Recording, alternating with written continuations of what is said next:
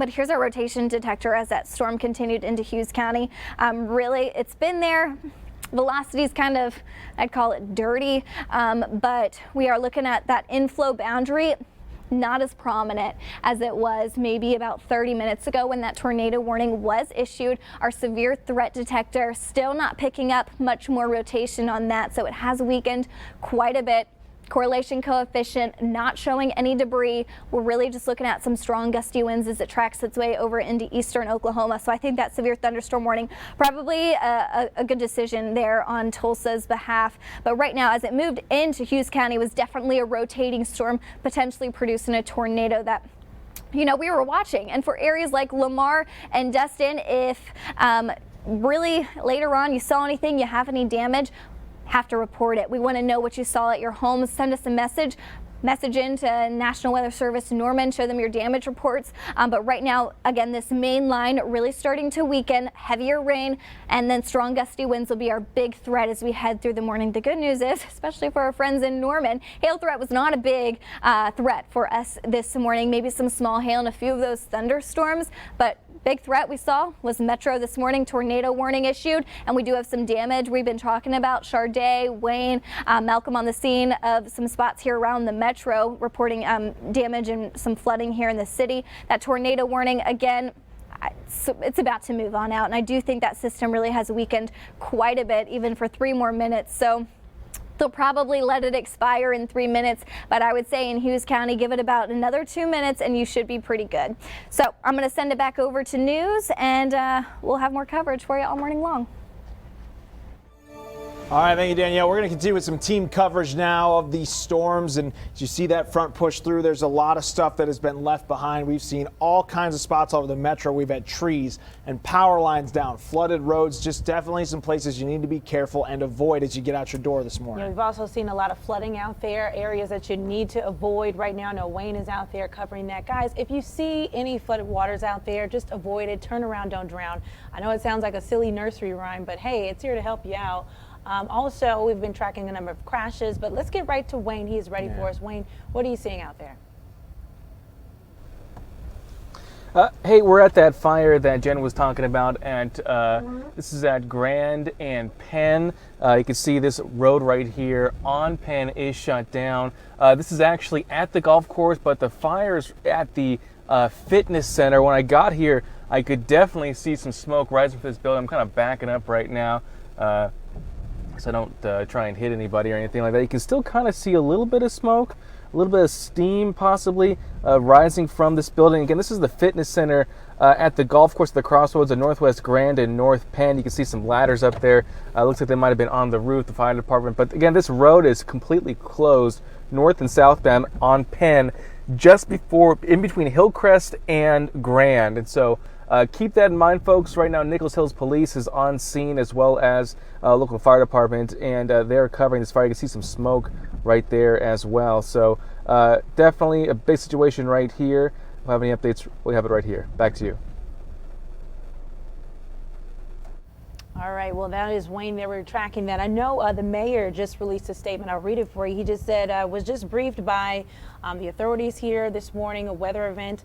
No reported injuries, no significant power outages. There is structural damage to some roofs in southwest Oklahoma City near Southwest 49th and Check Hall Road, as well as tree damage along the track of the storm. All in all, we are okay, and I think that's the win in all of this, is that there are no injuries reported at this time. That's right. Everybody can just stop and take a big, deep breath here. But we do want to stay on the streets here, showing you what's going on out there. And we got Charday Gray live in Yukon. Charday, so where are you out there, and what are you seeing?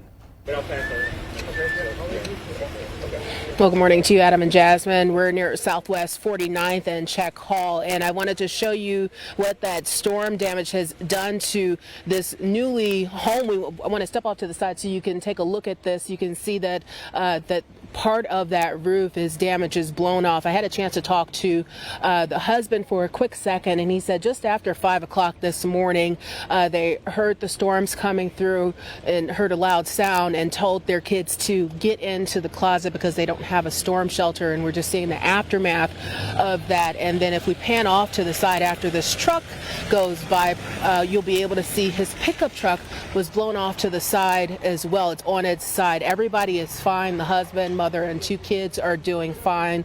And a house right next door to it, if you pan off to that as well, you can see that they have some damage to their roof as well as that fence. So we know that the police department is out here. I think that they are gathering statements from them about this. So if we know more information about this, we'll keep you updated, but we'll have a chance to talk to that mom really quick and we'll let you know exactly what she has to say. Back to you. Well, we are now starting to get more power outages in the areas where we saw those later tornado-warned storms that Danielle was just telling us about. Let's go live to OG&E System Watch right now. Seeing some more outages here down just south of Shawnee area. Wolf, Oklahoma, seeing 236 outages. They did bump up the estimated restoration time to 10:30 this morning. Francis, Oklahoma, seeing some outages, as well as Bing, Oklahoma, and then down in Hennepin, seeing some outages, 268 reported here this morning. Still holding on to outages throughout the Oklahoma City metro, Bethany, Norman, and in Woodward. The good news, though, is that in Okarche, that power has since been restored. We know that several hundred people were without power this morning. All in all, OG&E reporting exactly 1,800 outages across their coverage area here across the state of Oklahoma. Oklahoma City, 410 customers remaining without power, 238 in War Acres to add on to that as well, and Bethany reporting 63. So that's going to be the areas where we are seeing those outages. Del City reporting 58. We are going to continue to keep you updated here at the live desk. Pike Pass steer clear. Traffic update. It's 8:32. Wow, what a wild Wednesday that we've had. You're going to see a lot of everything going on impacting your drive this morning. So those power outages might mean that they're going to be down in the roadway. It might mean that those traffic lights are out. So really drive extra cautiously no matter where you're headed. You're going to experience wet roadways no matter where you head. Possible debris out there. And like we said, power line trouble. Here's a crash for northbound Lake Hefner Parkway. This is at Northwest 50th Street. Also, we've got a multiple vehicle crash. This is in that crossroads area for westbound I-240 just west of I-35. Storm damage reported here for central Oklahoma City. One spot for Northwest 10th Street at North Villa Avenue. And then we've got flooding where we've seen Wayne on scene. That's around Penn Avenue between Northwest 5th and 7th Street. Storm damage with roadways blocked here for Southwest 44th Street between South Mustang Road and South Sarah Road. And here's the Del City. Jen was mentioning a lot of power outages here, and here's some road surface damage in that area. You'll see that for the right lane of eastbound I-40 over Sunny Lane Road, already a tricky area because of all that construction, and you can expect slowdowns there. Let's take it live to one of our ODOT cams to take a live look at roadway conditions. Major highways, not the biggest concern. It's those secondary streets where you're going to see a lot of that debris in the roadway, a lot more areas of flooding, but roadways still wet no matter where you head. This is I-235 in North 23rd. Never wait more than 10 minutes for traffic and weather together. Everyone take it easy out there. Thank you, Shelby. Fall is the second most common season for severe weather in Oklahoma. So it's important to be ready and aware. Although it's tempting, it's not safe to watch the storms as they hit. It can be very dangerous. And because of the weather we've been dealing with over the past few days, experts hope you'll stick with what works and improves on, what doesn't work. If anything, Sunday was a good, not a trial run, but it was a good time for people to practice those severe weather plans for ahead of today. And for the latest forecast and weather alerts, you download our Fox 25 app where you can get the access to live radar. You got weather alerts right on your phone. You download it in the Apple Google Play Store for free. Just search KOKH weather. And people talking about that severe weather on social media, we got all kinds of stuff going on. Some lightning out in Broken Arrow. And we got some really just rain and winds coming down in El Reno there. Just wind. You can see that flag blowing almost straight sideways there. We got one near Frederick that looks like could have possibly been a tornado here. We'll see as that shifts over. There you go. So that's another one. Just some tough looking conditions out there and certainly causing some issues for folks out there. Hey, yeah, you know, it's been a long stretch of severe weather this week. We had the storms on Sunday producing more than 10 tornadoes here across the entire state. More tacking onto that total today as we've had numerous tornado warnings since early this morning. The good news, great news for you, is we are looking at really that main line starting to weaken a lot over the last 20 minutes or so. We still have some heavier showers and thunderstorms. We're tracking some strong gusty winds into eastern Oklahoma, but really things lightening up a lot here in central Oklahoma and pretty dry out west. So rain chances this morning starting to become a lot smaller. Temperatures by lunch should be in the mid 70s. We're in the upper 70s for highs. Winds really strong this morning thanks to that line of storms, and they start to lighten up a bit, becoming more moderate this afternoon from the southwest, about 10 to 15 miles per hour. Highs today in the upper 70s. We do have another shot for rain this afternoon. Don't fret. That severe threat not really going to be there, but we could see a few isolated showers here in central Oklahoma this afternoon as well as into your evening. But the greatest shot for rain now today going to fall in eastern Oklahoma, and that will continue tonight and into tomorrow early morning, where we'll watch for a flooding threat in their neck of the woods. It's high across southeastern Oklahoma. That potential is still there for us here around central Oklahoma along I-35 and into south central back near Ardmore. But areas right now, again, starting to dry out, especially out west. Thursday evening, tomorrow and into tomorrow night, more showers, more storms on tap for us here across the state. I don't think that severe threat quite there. Could see a few stronger storms, some gusty winds, maybe even some small hail, but we'll talk more about this and I'll time it out for you coming up in just a bit. All right, we continue with team coverage of this morning. Storms crews all across the metro this morning. Fox 25 Sade Gray is live in Yukon. She got a live interview. It's going on right now. Let's take a listen. With our faith, and we prayed before we went to bed, and you know, I don't worry. And obviously, there's fear. There's initial fear, but I know there's a hedge of protection around us, and we are safe.